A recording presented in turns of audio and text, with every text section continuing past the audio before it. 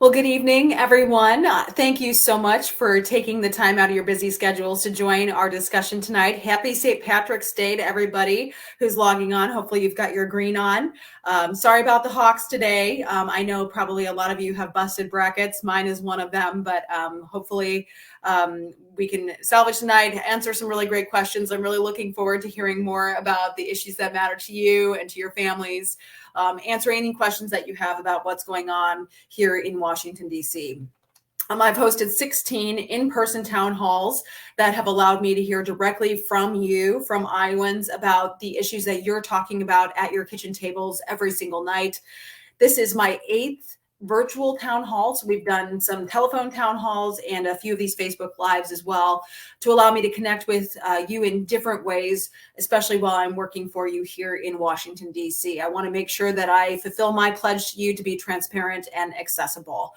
Last year, we went to every single county in the district at least 4 times, a lot of time out on the road in the mom van.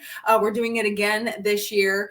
There is nothing more valuable to me than to be out in the community, hearing directly from you, no matter what your background is, and a variety of professions, to hear what's on your mind and how I can help. And those stories have really informed the policy making that I'm doing for you and the bills I'm introducing, the policies I'm supporting, and the policies I'm pushing back on. For example, on Monday, I was in Lynn County all day on Monday before I came out here to Washington Tuesday morning. Had a chance to go visit folks at International Paper, heard a lot about the work that is happening there, workforce issues, supply chain issues that businesses have faced over the past several years, also how they're overcoming these challenges. I also volunteered with Horizon's Meals on Wheels. We were able to deliver some meals to the elderly in our communities. I have spent time in the past also packing meals. So I know that is a volunteer-run kitchen.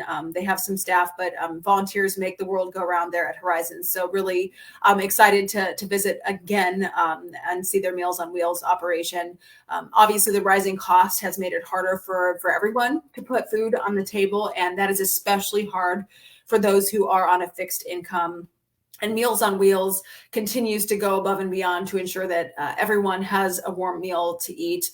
I think the other thing I was struck by as I was out delivering meals, one woman had something wrong with her front step, and Kay Fisk with Horizons, who was with us when we were visiting their clients, said another part of their role is the outreach that they do to make sure people are safe, that they are not tripping over rugs in their home, their smoke detectors are working. So they offer a lot of services, not just those stops with a friendly face dropping off that great meal. My next stop of the day on Monday was a visit to Kirkwood Community College to learn more about their nurse training programs. I met a lot of students enrolled in the programs, not only in their CNA program and their nursing program, but their paramedic program also. I continue to hear from healthcare professionals, true heroes around the district about the impact of the nursing shortage. Nurses are burnt out. Hospitals are short-staffed, up and down, all the way from physicians down to support staff, which we know hospitals can't run without all of those people working together. We need more people to get out there and join the workforce. I was so impressed by the students that I was able to meet. Kirkwood's program will truly help more people to gain the skills that they need to start their careers as nurses. And one thing I was also struck by, and they did tell us this, that there are a lot of resources available for those who are looking to get into these industries so that they can afford to go and get the training that they need so they can get a great job and put food on the table for their families. And the other thing I did on Monday, I participated in a ride-along with the Lynn County Sheriff's Office so I could see firsthand public safety issues in our community. I'm so grateful to all of our law enforcement officers who are working to keep us safe in our communities, keep our communities protected. I will continue working with them to ensure that they have the resources necessary to do that, to keep our communities safe.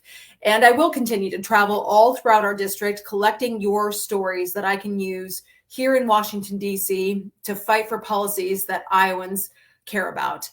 For me, it's all about doing what's best for our communities in our district. And that means pushing back on policies and proposals that do more harm than good, while at the same time trying to find opportunities to come together, find that common ground, wherever possible. So I continue to be focused on getting our economy back up and running again, securing our border, and ensuring that every Iowan has freedom and opportunity. Those are your priorities, so those are my priorities. I didn't come here to Washington, D.C. to just talk about issues. I came here to do something about them and to make a positive impact.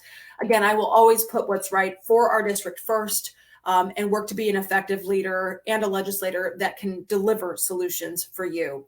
I've introduced more than 20 different bills to help solve the problems that you are facing. These are bills that you have flagged for me, ideas you've had. I'm excited to share also that one of my bipartisan bills to help our nation's veterans was signed into law last year.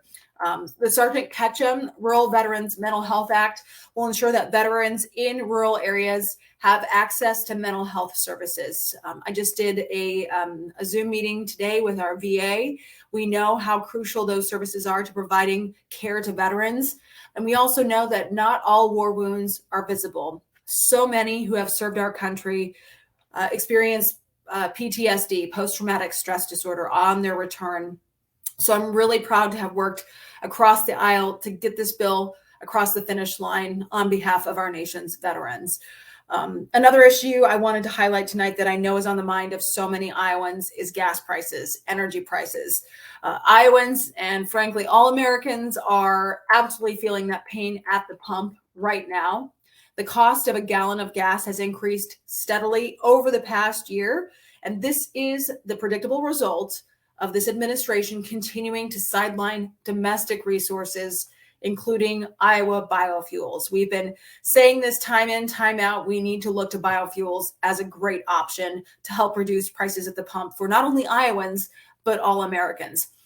The president recently cutting Russian oil off was the right move. Congress obviously made that decision as well. We took a vote on that and passed a piece of legislation last week. But now we need to be America first on energy production. The president must stop sidelining domestic producers. We have to reestablish U.S. energy independence and dominance. It is dangerous for the United States to be reliant upon foreign energy. We don't have to be.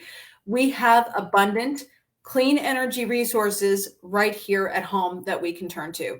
So instead of asking foreign adversaries like Venezuela and Iran, who do not have America's best interest at heart, we are asking them right now to produce more oil. That's coming from the administration. Instead, they should be ramping up domestic production. We should be turning to Iowa's biofuels producers who stand ready to go to help bolster our supply and also bring down prices at the pump for all consumers.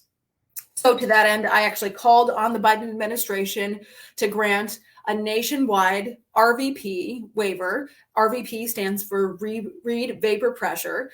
Basically what this does is it allows the sale of higher ethanol blends across the country. And this RVP waiver is not a new concept. In fact, the EPA has actually exercised this authority regularly and routinely in response to unforeseen fuel supply challenges. So a couple things I would highlight there. The EPA granted a federal RVP waiver in Louisiana and Mississippi following fuel shortages that were caused by Hurricane Ida. And the EPA also granted one of these RVP waivers in 13 different states following the Colonial Pipeline hack when obviously some foreign adversaries were able to get in and stop the flow there of that pipeline. So the administration, the Biden administration, should be allowing higher blends of ethanol to be sold nationwide right now. This is a common sense solution. It would help to lower gas prices for every single Iowa family and American family and help to protect our national security at the same time. I think we all know that families that are having to fill up their gas tank today to get to work, drive their kids to school, you need solutions right now. You need solutions today. And I will continue to push for immediate action to help lower the cost of gas, address the energy affordability crisis while continuing to support American jobs, boosting our rural economy, and also protecting our national security. So we are working on that, and we are standing up for Iowa's rural economy every single day here in Washington, D.C. I also wanted to let you know that every week I do send out an e-newsletter to help you stay up to date on the work I'm doing for you here in Congress, and also provide a recap of my week here. And I also send it out when I'm home in the district. I do provide information about upcoming town hall meetings, important news, updates. For example, dates for things like the tax deadlines that are coming up next month, updating your passport, how to go about doing that, changes to flood risk ratings. Those are all things that I've included in my newsletters, and it's real easy to subscribe. You can just go to hinson.house.gov, submit your email to make sure that you are getting my newsletter straight to your inbox every single week.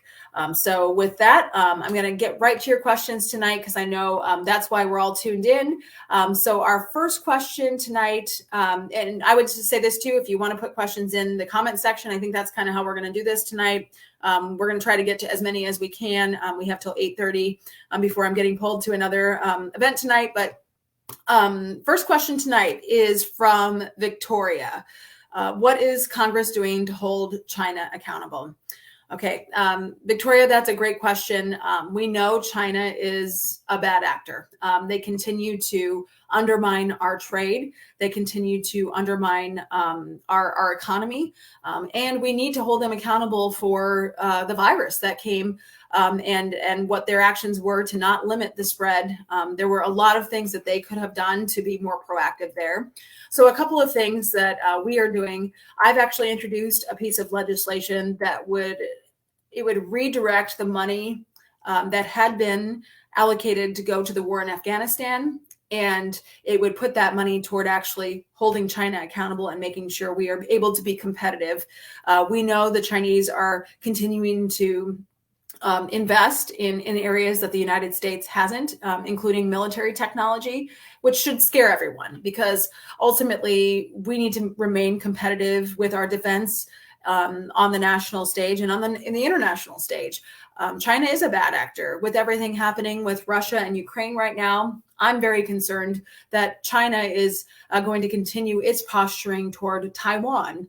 I had dinner last year with the ambassador from Taiwan, and she was lamenting the fact that China was already executing misinformation campaigns in Taiwan on the safety on consuming American pork products. So we know not only are they being aggressive toward Taiwan, but they are actively undermining our economy, our trade, and our American products, including a lot of Iowa pork. So we will continue to do whatever we can to hold them accountable for their actions and these efforts that they are doing to deliberately undermine our economy. Okay, so our next question tonight is from Dana. Dana, how can we go back to American energy independence? A couple of things. I mentioned that we have all of these domestic solutions here at home. We have biofuels, which could very quickly help drive down the cost at the pump for everyone. So we should turn to biofuels, but we need an all of the above energy approach.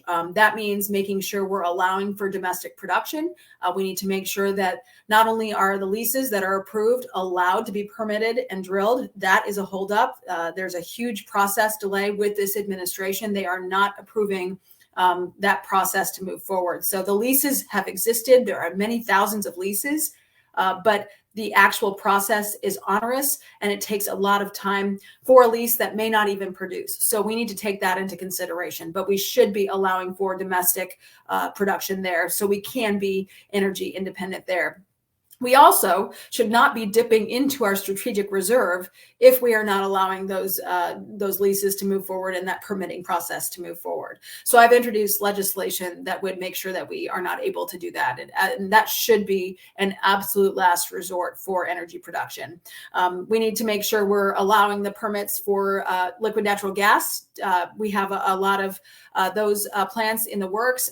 Those need to be moving forward. So I'm calling on the administration to move forward with an energy independent, all of the above energy strategy.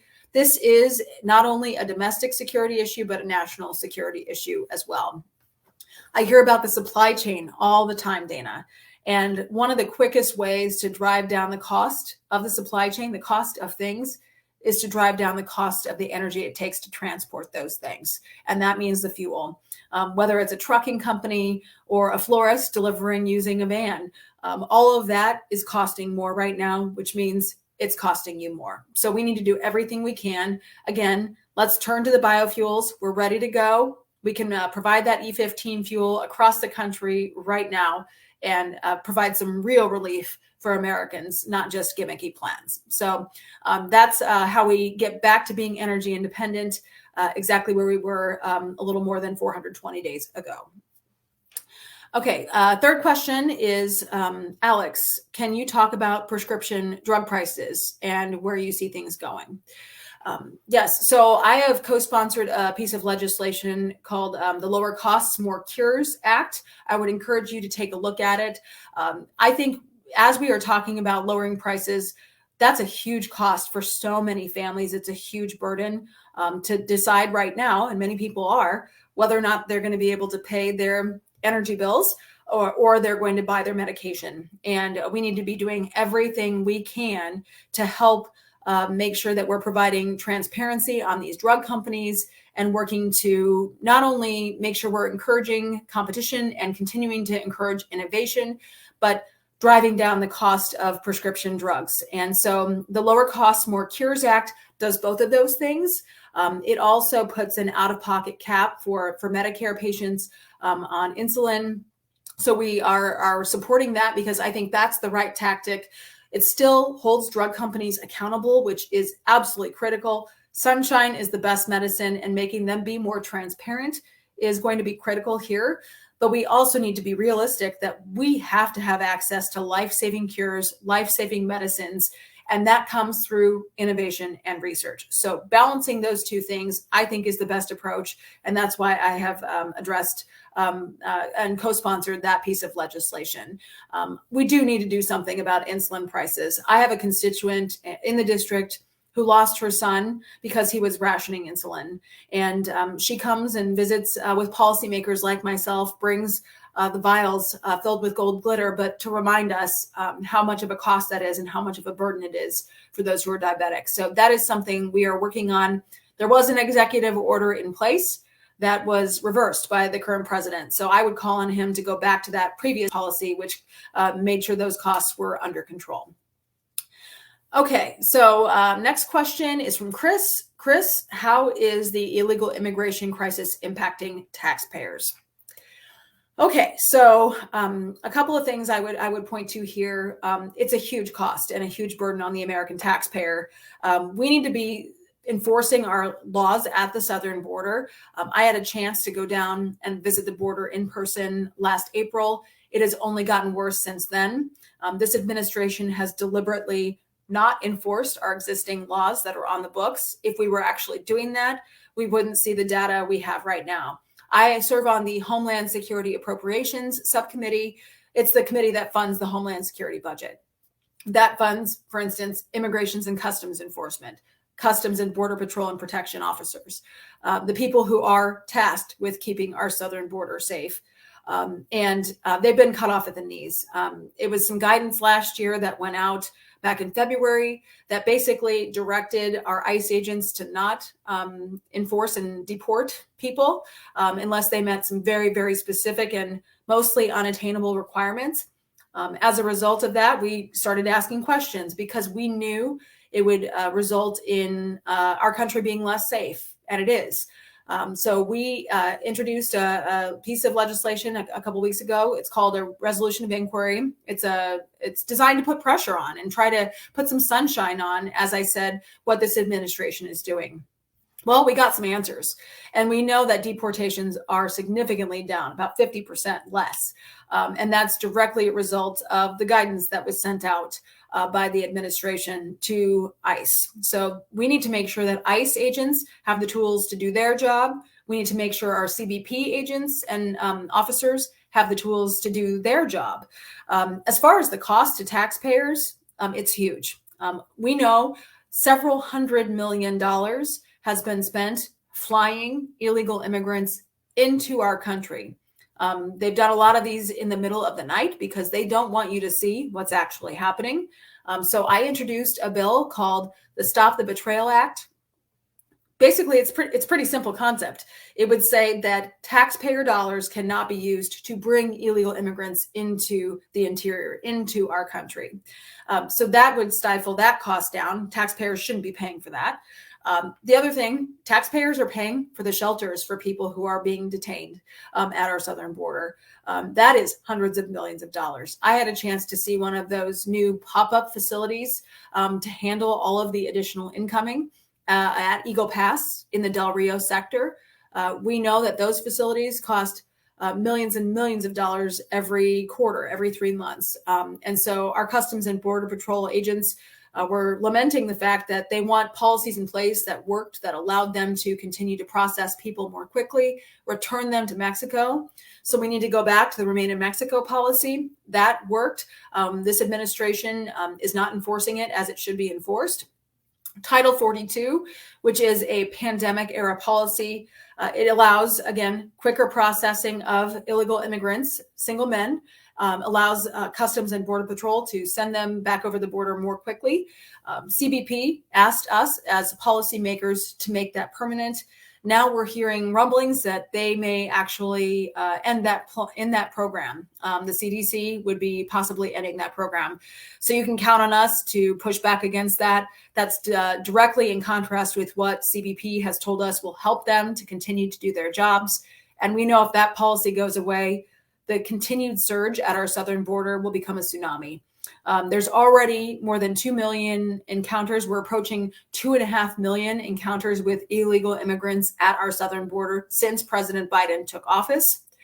We also know it's not just people, it's drugs, it's crime, it's the cartels over people. And that's exactly what we've been seeing happen for the last year. So I'm calling on the administration to go back to the policies that worked to secure our southern border, because every single state is a border state. Every community is a border community.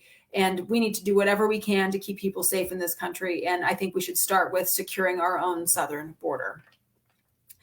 Okay, the next question is from John. How can you represent all people? Well, I think the best way we can represent all people is by continuing to be accessible to you. That's why I'm doing this Facebook Live tonight. It's why I do in-person town halls. It's why we take your feedback directly to what we do here in Washington, D.C. And it's also why we work across the aisle. It's important out here to make sure we are developing relationships to represent Iowa best, and to make sure that we get good, solid policy across the table with a lot of support. So that's exactly what we have been doing. I've introduced dozens of bills, worked with many people across the aisle. I'm working right now to continue to get support for a piece of legislation that supports the journalists working to cover the situation in Ukraine. I'm working with Representative Sherry Bustos, a Democrat from Illinois, on that piece of legislation. We both were working to get members on our sides of the aisle tonight on board with that bill while we were on the floor together. I just sent a letter just this week with Congresswoman Cindy Axne from Des Moines, Democrat from Des Moines, to challenge the National Weather Service on delays that were affecting the alert systems for severe weather and the chat rooms that our meteorologists use to keep us safe. So we sent a letter jointly to the National Weather Service to ask questions about what happened there. So a lot of that work is happening behind the scenes here in Washington, D.C. It may not lead the 5 o'clock news, but you can be assured that we are doing whatever we can to work with colleagues, no matter what side of the aisle that they are on. Okay, and another thing I would just point to, and we're going to get to Cindy, wind and solar energy. Real quick, I just point to, when we talk about keeping Iowans safe in case of natural disasters, this is an issue that shouldn't be a partisan issue. And I think what you've seen, especially after what was an absolutely terrible situation where 7 people lost their lives. You've seen our state come together. Again, this isn't a partisan issue. This is about keeping people safe and about accountability. And that's what my job is to make sure that I'm asking those questions that you deserve answers to keep you safe. Okay, our next question, Cindy, the role of wind and solar energy. Well, I think first and foremost, I would just talk about renewable energy and renewable resources in Iowa. We have just an absolutely fantastic story to tell about how we're doing it in Iowa. I think we have a true all of the above energy approach in our state. And I think we could be a great model for many other states about how to do that effectively, still respecting the private sector, not over regulating things, allowing for the free market to continue to drive the demand, not the government. And I think we've done a really good job of balancing all of those things. So whether it's wind, solar, we continue to work on technologies to help capture and better transfer using, for instance, the transmission lines. We're having conversations about the energy infrastructure in the country as well. How can we make sure we're being proactive about that? I think all of those things work very, very well together. As I mentioned early on in my remarks, the biofuels industry and energy, they're directly connected, and we have a great opportunity. Our ethanol plants stand ready to continue to ramp up production. They have additional capacity there. Our corn growers and our soybean growers have additional capacity there. And we are also seeing an investment in sustainable aviation fuel in Iowa as well. So when you look at the future of flying in this country, we have a great opportunity to come up with a sustainable, greener product than the current jet fuel that we're using. I think it's foolish to flip a switch overnight. I think this is a gradual conversation. And that's why I've been outspoken on the administration's unhealthy obsession with electric vehicles and moving directly to that technology with basically government mandates. A lot of the tax credits that this administration has been pushing for truly benefit the wealthy. And the people who need help are people who can't afford to buy electric vehicles. It's very out of touch in my mind to tell people the solution to high gas prices is to go buy a really expensive electric vehicle. I drive a minivan that's 8 years old, almost 9 years old, and I have a flex fuel minivan. I don't want to spend money on a new car, certainly don't need a subsidy, but don't want to spend money on a new car. And many working families don't have that in their budget right now. So I think it's incredibly out of touch to say, hey, we're going to ask you to go buy a brand new electric vehicle when gas prices are this high. So we should be turning to biofuels again to help make sure we are providing options for consumers at the pump. Right now we have, I think it's over 4 million registered vehicles in the state of Iowa, and only about 6,000 of those are electric vehicles. So let's continue to provide good options for Iowans who want choice and consumers who want choice at the pump. And they want to have choice that's affordable for them also at the pump. Okay, and our final question tonight is about Ukraine. Right now, we talk about freedom. There's a lot going on in Ukraine, and it's absolutely heartbreaking what's happening there. President Putin, who invaded Ukraine, a sovereign country, this is unlawful and barbaric what's happening there right now. And we need to be doing everything we can to make sure we are getting lethal aid into the hands of the Ukrainian people because they want to fight. They have said, we don't need the boots on the ground. We have the willpower. And if this was a war that was going to be won solely on willpower, they would win. But they need our help. They need our assistance. So I was proud to support a package last week that provided billions of dollars of assistance, both in military aid and in humanitarian aid to the people of Ukraine. As you can see, I'm wearing my pin because we want to make sure that the Ukrainian people know we do stand with them because this is a problem long-term about freedom. This is a problem where you've got a tyrant taking action against a sovereign country, committing war crimes, and he needs to be held accountable. But the first step toward doing that is to making sure that Putin cannot win. He will not be allowed to take the freedom from the Ukrainian people. And so we're working very hard to maintain our relationships with our allies in the region, because, again, this is about Europe's security. And long-term, this is about United States security as well. So I am very closely watching what's happening in Ukraine. We need to get them the MiGs, the planes, so that they can fly and defend themselves in the air. We need to get them the javelins, as they're called, they're anti-tank missiles that can help them defend themselves better. we need to do everything we can to get that lethal aid to them. And then the other story I would share is that I just met with a family on Monday in the district, a family who's been welcoming a family of Ukrainian children into their home here in Iowa, in the United States, in Iowa. And just watching them talk about their great experiences in welcoming those kids, those orphans, into their homes, and the turmoil of not knowing if they were safe or not. How heartbreaking. But I'm proud to report that as we were sitting there talking, they were able to share with me that they had been able to confirm that those kids had been able to get out of Ukraine safely and had made their way to Austria with their orphanage. So we know that humanitarian aid is helping. I think it's a good reminder for us tonight, and a good thing to close on tonight, of how lucky we are and how we have freedom. And it is really something to celebrate in this country. Despite all of our challenges, we are free. We have the best country in the world. And I am very proud to serve as your member of Congress and be your voice at the table here in Washington, D.C. If we didn't get to questions that you had tonight, make sure you give our office a call. Just visit our website at hinson.house.gov. All of the contact information is there. And again, thanks for joining us tonight for this very special Facebook Live. And again, reach out to our office if there's anything we can do to ever be of service to you. Thanks and have a great night.